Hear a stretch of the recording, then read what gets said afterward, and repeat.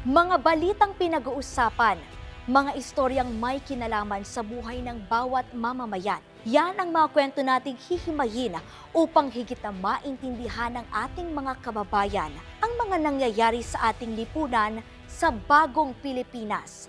Ako po si Clazel Pardilia. On assignment.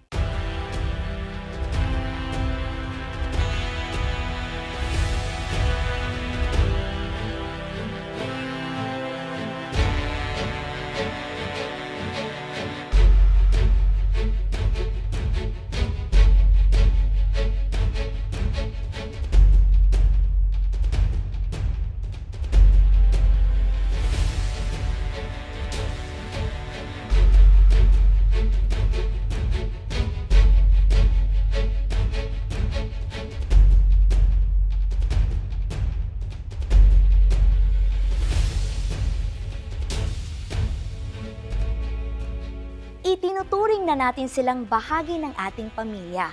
Kaya nga kung minsan, tinatawag pa natin ang ating mga sarili na fur parents. Pero paano nga ba alagaan ang ating mga kasamang hayop sa tahanan?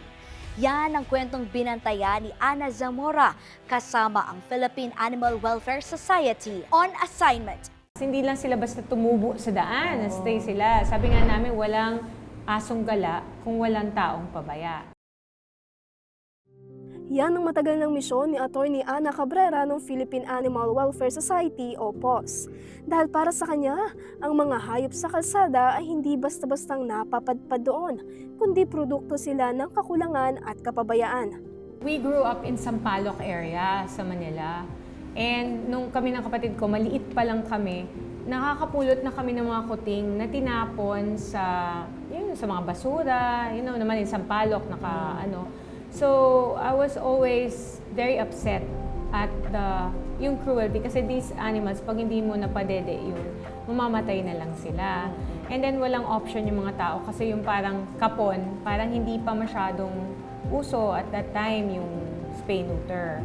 And so sabi ko, the minute I graduate from college, I worked in a bank and I volunteered for the Philippine Animal Welfare Society who was at that time led by Mrs. Nita Ontiveros Lichauco. I was juggling both, but my heart was really for animals. Bagaman nagkaroon siya ng sariling karera, hindi niya tinalikuran ang kanyang advokasya mula pa pagkabata. Maraming mga animal welfare advocates for yung strays, but they fail to appreciate na may pinagmulan ng stray animals. Hindi lang sila basta tumubo sa daan, stay sila. Sabi nga namin, walang asong gala kung walang taong pabaya. So the root of the problem is irresponsible pet ownership. Aside from that, there's a lack of yung pagpapakapon.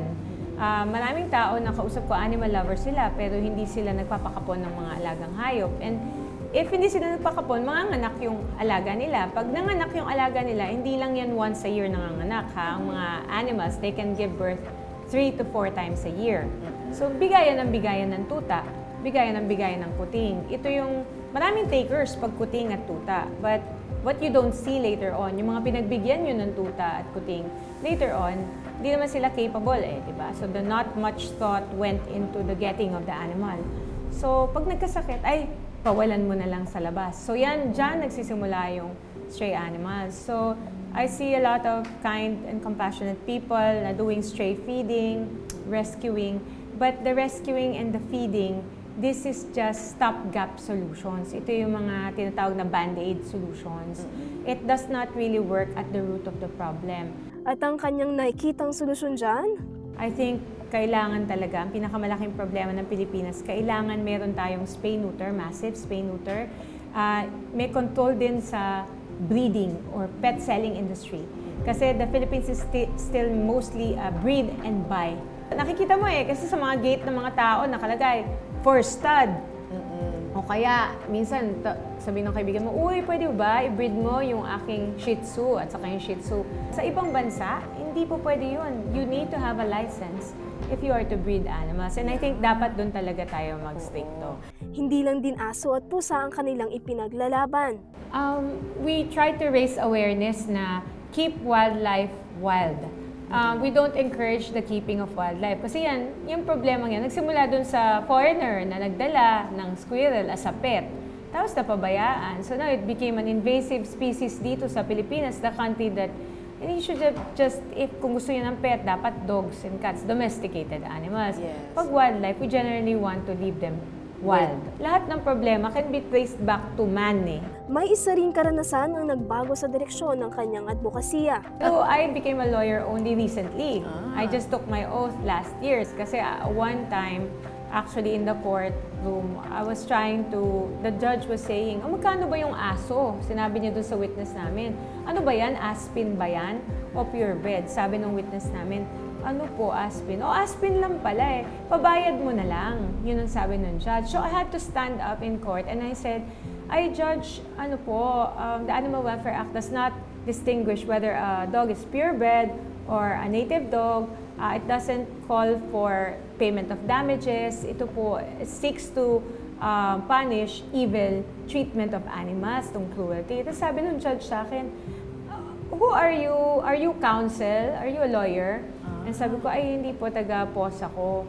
Tapos sabi nung judge, sit down before I call you in contempt. Also, may mali din ako kasi I just stood up and I think medyo na-overwhelmed, no? I think you have to go through the prosecutor. So from that time on, I said maybe, and there was somebody who said, let's take up law kahit evening. There was the LAE exam sa UP, which I took. And then, ayun, so ngayon, I'm able to understand things better.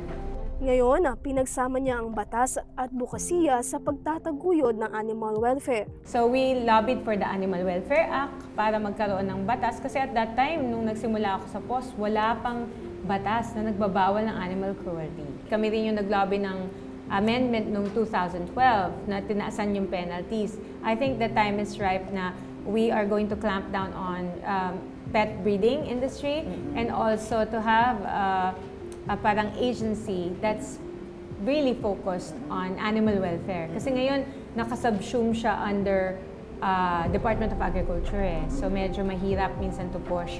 Wala siyang budget, walang ano. So these are the things that we will be pushing for sa Alaga Bill. Animal welfare is actually an indication kung how civilized society is. Kasi it attempts to protect the weakest members of society, yung pinaka walang boses. Sa mata ng POS, hindi dapat nakabatay sa breed ang pagpili ng alaga, kundi sa pagkakataong mabigyan ng tahanan ng isang hayop na nangangailangan nito. We noticed that locally, mas mahirap. But the ones who approach us to adopt a native dog or aspin are foreigners.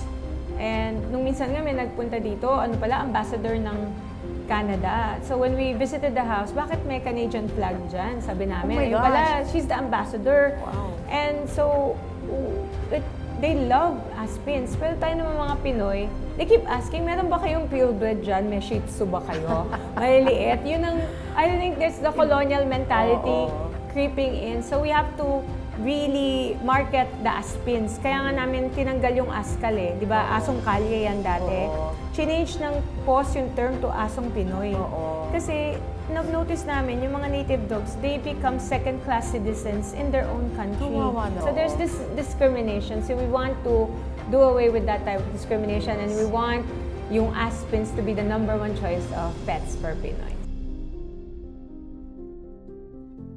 Susunod sa On Assignment. Pag nakagat tayo ng mga stray animals na hindi na natin sila na-observe, we would really strongly recommend get the full range of shots kasi hindi nyo na ma-observe yung animal.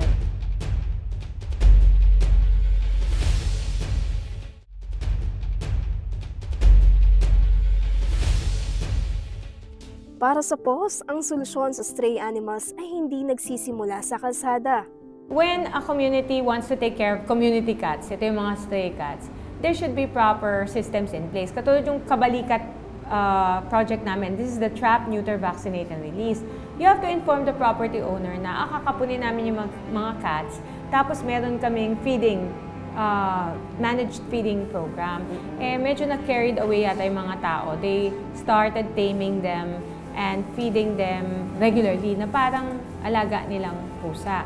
So ngayon yung mga cats, they were lounging around na dumami sila and hindi agad nakapon in time, no? And then they were already climbing up on the alfresco areas of the restaurant. Pero dapat ma-integrate sa system. So yung proposal namin na Kapon for All Pets, it's, we prepared an ordinance na sana mabigyan ng, for example, kunwari, sa Quezon City, may 10 private veterinary clinics, kunwari lang Yung 10 veterinary clinics na to, nag-apply to for business permit sa LGU, di ba? May mga things that they have to ask the LGU for. And akala ng tao kasi ang kapon panlalaki lang. So yung spay, pambabae yan. Babaeng aso, babaeng pusa. Ang tinatanggal dyan, ovaries, ovaryo at matres. So in scientific term, ovariohysterectomy ang ginagawa yan. Mas mabilis pag lalaki kasi testicles ang tinatanggal. And sa lalaki kasi nakalabas na yung balls nila Pero sa babae kasi, It's inside. it's inside. So medyo mahirap. Isa sa mga isinusulong ng POS ang mas madaling access sa libre o murang kapon para sa mga alagang hayop. Pag mas malaki yung hayop, mas mahal. Merong pumapalo yan, minsan 12,000 pag malaki talaga. Kasi yung anesthesia na ginagamit, general anesthesia to knockdown talaga. Pero dito sa mga low cost, katulad sa POS, we have a low cost na pag-aspin 1.5 sa babaeng aso. So that's really way below the going rate. 1,000 sa lalaking aso.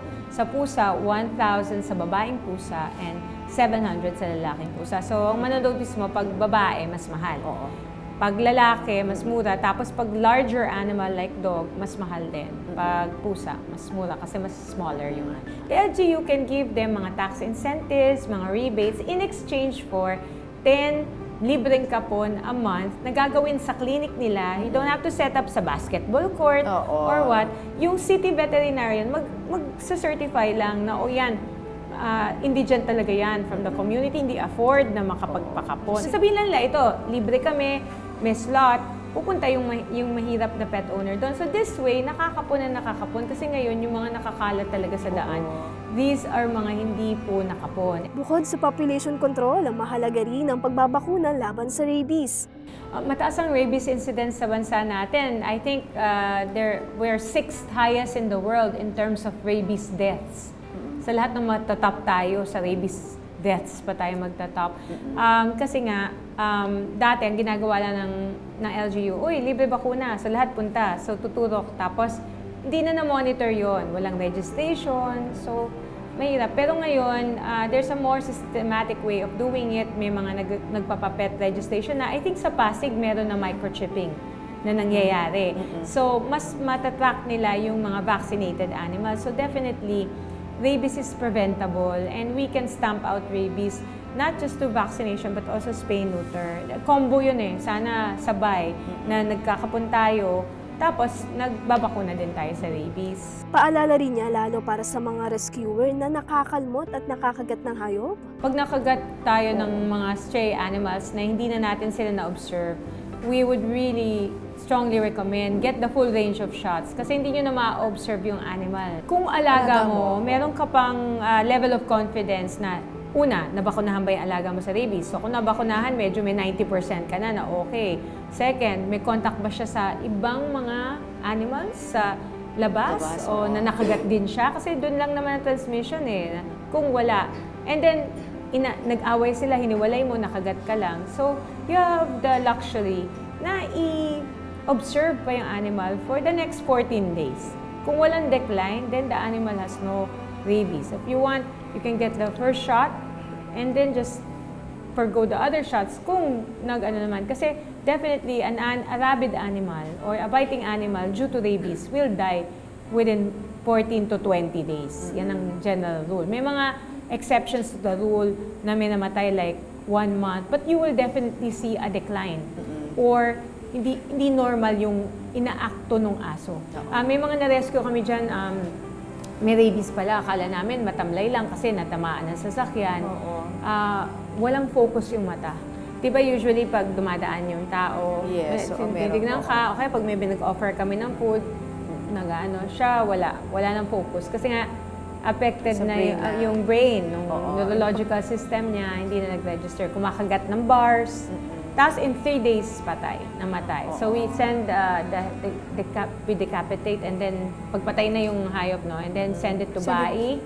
Sa halip din na bumili ng pet, sinihikayat din ng POS ang publiko na mag-ampon mula sa shelters. Ang gusto namin mag-appeal na sana they can make adoption their first option. Punta sa shelters, sa city pounds, may mga aso, pusa naghahanap ng second chances. Mas malambing ang mga rescued animals. I think they know how it is to have come from a bad life. Yeah. So parang mas grateful sila. We have received feedback na, alam mo, I have mga dogs that I bought from breeders and there's dogs that we rescue. Yung rescue na dog, parang mas sobrang grateful. Mas loving, grateful. And then you help also the shelter kasi kapag nag-adopt kayo, it opens up space for us to rescue another dog. Yeah. And then you also save an animal from death row kung sa city pound. Kasi di ba, if they're not claimed, they really are euthanized. Ang ng animal welfare is to make sure that whatever we do, there's no room for unnecessary cruelty. Kasi yun na nga, kaya nga tayo human. So humane dapat tayo. And when we treat any living creature, it should always be with compassion and respect. Mensahe rin niya sa mga kabataan.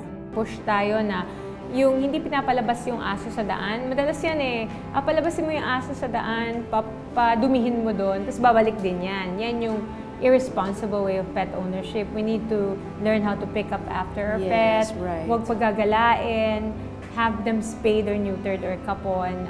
And then, training should be part. Kasi tinatanong namin mga bata, anong kailangan ng aso? Ay, pagkain, water, shelter, pero actually nakakalimutan nila yung training. So kapag hindi socialized si doggy at hindi mo tinrain, hindi mo kinonsider as family member, nakatali lang sa labas, there has to be a consciousness na you need to take care of the dog as part of your family. Kasi paano mo siya madadala sa vet ngayon kung kinakagat ka na niya? So responsible pet ownership, it's really a call.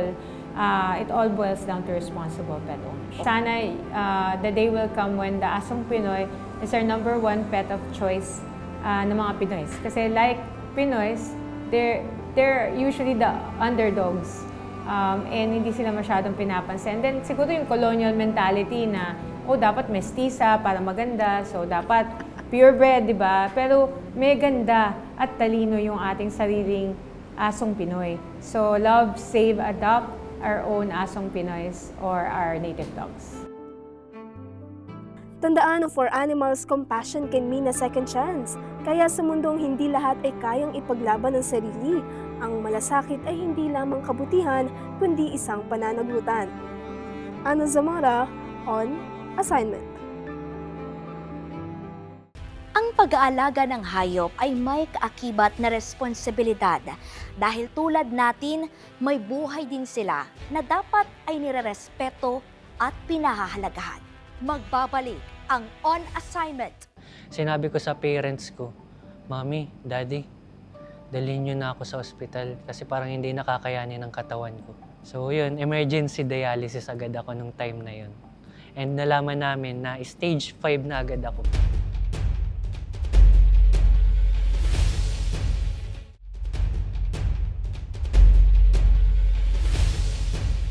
Habang tumataas ang kaso ng chronic kidney disease, pabata rin ng pabata ang tinatamaan ng sakit sa bato. Paano nga ba nakukuha ang sakit na ito? At ano ang mga dapat gawin para maiwasan ang sakit sa bato? Yan ang storyang tinutukan ni Frexie Ibarrientos On Assignment. Sobrang lutang na ako. Ang unang pumasok sa akin, sobrang iksi na lang ng buhay ko. Ito na yata ang katapusan. Mamamatay na ako. Sa bawat abalang umaga ng estudyante, sa bawat overtime na empleyado, at sa bawat hapunang kailangang pagkasyahin sa murang halaga, madalas instant na pagkain ang sumasalba sa kumakalam na sikmura. Mura, mabilis ihanda, madaling mabili. Pero sa likod ng bawat alat at preservative, may unti-unting sinisingil ang katawan. Isa ako sa mga kabataan na nagsimula mag-dialysis sa murang edad. Nagsimula ako mag-dialysis nung 23 years old lang ako. Isang ordinaryong kabataan na maraming pangarap, ganyan inilarawan ni Kyle ang kanyang sarili noon. Ngunit dahil sa puyat, stress at nakasanayang process at instant food sa tuwing siya ay busy, unti-unti ring napagod ang kanyang katawan. Yun, mahilig ako sa chichirya as snacks. Mahilig din ako sa mga drinks na processed na. Kumbaga, overall, processed food, fast food, instant drinks, processed drinks. And yun, habang yun ang ina-absorb ng katawan ko, stress din ako. Noong una, inakala niyang ordinaryong pagod lamang ang lahat. Pananakit ng katawan, pananamlay, mga sintomas na madalas ipinapagwalang bahala ng maraming kabataan. Nagkaroon na ng times na may sumasakit sa katawan ko. Dulot na rin siguro ng pagod, stress. Malamang sa malamang may rayuma ako nun kasi joints ko ang sumasakit eh. So, nagsa-self-medicate din ako nun ng pain relievers without proper guidance of a doctor. Nung time kasi na yun, hindi ako marunong magpa-check up kasi wala akong nararamdaman. Sobrang hinang-hina ko na. Sinabi ko sa parents ko, Mami, Daddy, dalhin niyo na ako sa ospital kasi parang hindi nakakayanin ng katawan ko. So yun, emergency dialysis agad ako nung time na yun. And nalaman namin na stage 5 na agad ako. Ang chronic kidney disease o CKD ay unti-unting pagkasira ng mga bato, ang organ na nagsasala ng dumi at sobrang likido sa ating katawan. Tinatawag itong silent killer dahil madalas wala itong malinaw na sintomas. At kapag naramdaman na ang epekto, maaaring malala na ang kondisyon. Ang kidney disease is a silent disease. So, hindi siya makikita. Wala siyang symptoms. Ang CKD kasi, ang chronic kidney disease, has 5 stages. Yung stage 1 and 2, walang signal, walang signs. Ang stage 3, dun ka pa may signs na magmamanas or mag-iihi ng dugo o may bubbly urine. Pero, hindi mo pa yan masyadong pinapansin kasi hindi siya nakaka-apekto. And instead na lumalabas sa ihi, lumalabas na sa skin. Kaya makikita mo, manas siya, maputla siya, at nangingitim-ngitim. Pero yun yung stage 5 na. Sa stage 4, medyo nagsistart yan. Stage 3, halos wala pa. Kaya ang importante doon, hindi siya nakikita. Late na siya, matiisin si kidney, nagpapakita lang siya ng simptomas pag sirang-siraan na siya. So, bali, since bata pa naman ako, napansin ko, college student ako around 17 years old or 18 years old hanggang ma-diagnose ako. Mabula na ihi ko. Kala ko normal lang. So, isa yun sa pinaka-inignore ko talaga. So, let's say, 6 years ko siyang inignore, yung bula ng ihi. Siguro kung pinansin ko na siya nung time na yun, nagamot na. Bali sa family ko, walang may history. Ako yung pinakauna, mother side ko, father side ko, ako yung pinakauna na nagkaroon ng sakit sa bato. Walang may history ng sakit sa bato sa amin. So means, overall, lifestyle talaga yun sa akin. Sa mga may chronic kidney disease, hindi lang katawan ang napapagod. Kasabay ng dialysis at gamutan, dumarating din ang matinding laban sa pag-iisip at emosyon. Siyempre, nung time na yun, sobrang lutang na ako. Ang unang pumasok sa akin, sobrang iksi na lang ng buhay ko. Ito na yata ang katapusan, mamamatay na ako. Kasi hindi biro ang magkaroon ng sakit sa bato. Lalo na ang kasabihan nga nila, walang mahirap o mayaman sa sakit sa bato. Lalo na kapag nagda-dialysis ka, maghihirap ka talaga. So yun, nung na-diagnose na ako, ang sabi sa akin, ang treatments na gagawin sa akin is, syempre, mag-undergo ako ng dialysis. 3 times a week. Then bukod doon, may mga medications din akong need inumin. Bukod doon, nagkaroon din ako ng complications eh. Karaniwan kasi, nagkakaroon ng complications. Nagkaroon din ako sa puso, nagkaroon din ako ng TB, tuberculosis. Well, nagamot naman siya, thankfully.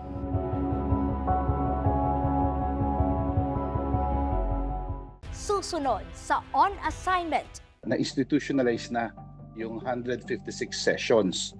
So, ibig sabihin, ang isang dialysis patient, kahit mag 3 times a week siya na magpa-dialysis at sa loob ng isang taon, ay cover na po yan ng PhilHealth. So, 156 sessions na po.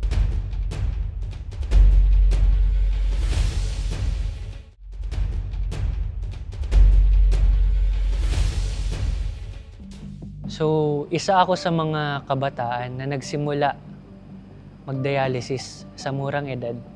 Nagsimula ako mag-dialysis nung 23 years old lang ako. Sa gitna ng labang ito, nadiskubre ni Kyle ang dialysis PH. Sa tulong ng support group, mas naunawaan niya ang chronic kidney disease. Sa kapwa niya pasyente, nakakuha ng lakas at pag-asa. At higit sa lahat, nalaman ang libreng proseso para maduktungan ang kanyang buhay sa pamamagitan ng kidney transplant program. Doon ko rin nalaman na merong programa ang PhilHealth na pwede kang malibre sa operasyon once na pasado ka sa mechanics nila. Yun ang tinatawag na Z-Benefit Package. Meron po tayong programa, ang PhilHealth, para sa mga chronic kidney disease stage 5. In fact, by virtue of PhilHealth Circular number 2024-23, na-institutionalize na yung 156 sessions. So, ibig sabihin, ang isang dialysis patient, kahit mag 3 times a week siya na magpa-dialysis at sa loob ng isang taon, ay cover na po yan ng PhilHealth. So, 156 sessions na po ang kino-cover ng PhilHealth. Ngayon, magkano na po siya? Naiset po siya to 6,350 pesos. So, per session. Then, hindi lang yan. Aside sa hemodialysis, meron din tayong Z-package. Pag sinabing Z-package, ito ay sa mga piling at contracted na hospital.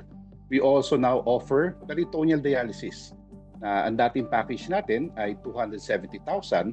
So ngayon, maaring umabot up to 1.26 million. Dialysis, ikaw na ang magda-dialysis sa bahay, may mga makuha kang mga medications. So yan po ay kasama. At ibinibigay po ito sa ilalim ng peritoneal dialysis Z providers na ating contracted. Ayon sa PhilHealth at mga eksperto, mahalaga pa rin ang maagang pagdetect upang maiwasan ang tuluyang pagkasira ng mga bato. Meron tayong 24/7 na hotline. Ito yung 02-8662-2588. They can also check our website, www.philhealth.gov.ph. Meron din tayo mga official Facebook account and other social media account. At pwede rin pong bumisita ang ating mga kababayan sa pinakamalapit na PhilHealth Local Health Insurance Office o kaya mga pinakamalapit na PhilHealth Business Center para sa kanilang mga katanungan at sila ay may entertain po dyan. At gamitin na yung pagkakataon na sila ay magparehistro na rin sa Yaman ng Kalusugan Program. Laking tulong talaga ng PhilHealth kung bakit ako andito ngayon. Kung bakit nagagawa ko yung mga gusto ko. Kung bakit na itutuloy ko yung buhay ko na maabot yung mga pangarap ko. Hindi na ako nagda-dialysis. Ngayon, may project ang Dialysis PH na kung tawagin is Kidney Health Advocates Network. Nagbibuild sila ng mga patients para maging content creator na mag-raise ng awareness through their contents. Hindi man madali ang magbago ng kinagawian, mas mahirap ang muling mabilanggo sa loob ng isang dialysis center. Kaya naman sa mga kabataang tulad niya na abala sa pag-abot ng mga pangarap, ito ang tapat na paalala ni Kyle at ni Dr. Maria. Very important na eat right and sleep, tamang exercise, and follow yung early signs ng kidney disease. Dapat mag-urinalysis testing, ang iyong titingnan mo kung meron hypertension, screening for diabetes, early screening, and early intervention. Hindi dapat matakot pag magpa-check up kasi lahat ng taong naman, lahat ngayon may gamot. Be mindful na lang din sa sarili natin. Basta tandaan nyo bilang kabataan na sobrang dami ng dialysis patient na kabataan ngayon. And sana wag na kayong matulad sa akin. Hindi lahat nabibigyan ng ikalawang pagkakataon. Hindi lahat nabibigyan ng panibagong bato. Ngunit sa kwento ni Kyle, may paalala. May pag-asa. Sa tamang kaalaman, disiplina at pagkilos ng komunidad at pamahalaan. Pero sa likod ng bawat instant noodles at dilata, may kapalit. Ang alat na nagbibigay sarap, siya ring unti-unting nagpapasuko sa ating mga bato. Kaya muli, kumain ng tama. Frexie Barrientos, on assignment. Ika nga nila, ang ating katawan ay hiram lamang, kaya responsibilidad natin na ito ay alagaan. Bilang miyembro ng ating lipunan, mahalagang magkaroon tayo ng kaalaman pagdating sa mga balita at usapin ng bayan. Ako po si Clazel Pardilia, on assignment.